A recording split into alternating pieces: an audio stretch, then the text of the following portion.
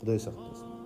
Кейбір бауырларымыз құйрығының қасына қояды Құранды, Құдай сақтасын. Біз кіндіктен төмен түсірмейтін едік. Бізге дейінгілер мына басынан төмен түсірмейтін еді. Басын үстіне ұстап жүретін еді.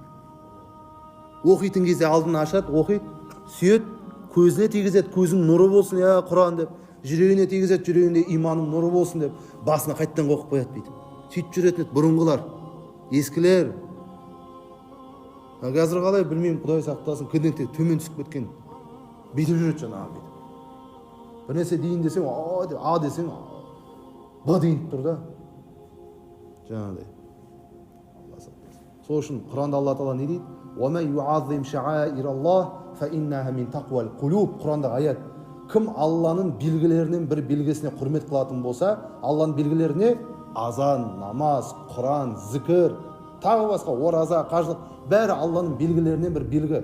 Соған құрмет қылатын болса, فَإِنَّهَا مِنْ تَقْوَى الْقُلُوبِ. Ол жүрегіндегі тақуалықтың белгісі дейді.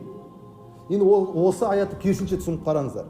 Ал енді кім құрметтемесе, тағзым қылмаса, құрметтемесе, әдепсіз болатын болса, оның жүрегінде не жоқ дейді? Тақуалық жоқ деген сөз.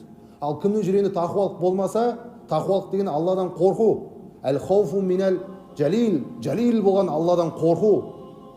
Вал-қанаату бил-қалил, азға қанағат қылу тақуалық. Вал-амалу бит-танзил, Алланың жібергенімен, түсіргенімен амал қылу тақуалық. Қысқаша айтатын болсақ.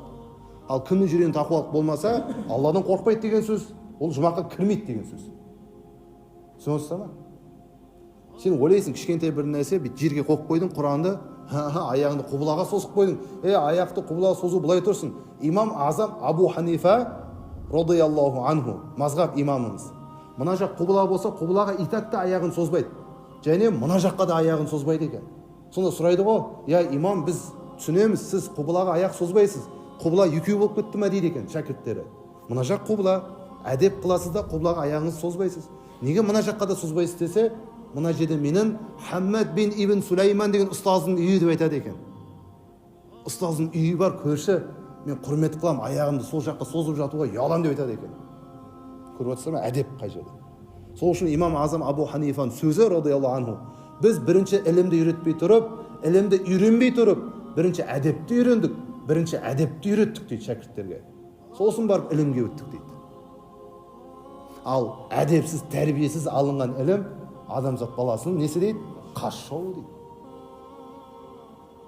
Бұлар әдепсіз болып жүр ғой кейбір бауырларымыз. Құранды қалай болса солай, құбылаға аяғын созып қойып бүйтіп. Әзірше созбай, ертең өлген кезде молда келіп созады аяғын дейді акта. Бетіңді құбылаға қаратады. Ондай возможность болмаса үйде, онда аяғını құбылаға созып қояды өлген кезде. Ол рұқсат етеді ол кезде. Бұрынғылар ұрысқан ғой, аяғын созбай құбылаға деп. Өліп қалдың ба, не болды деп.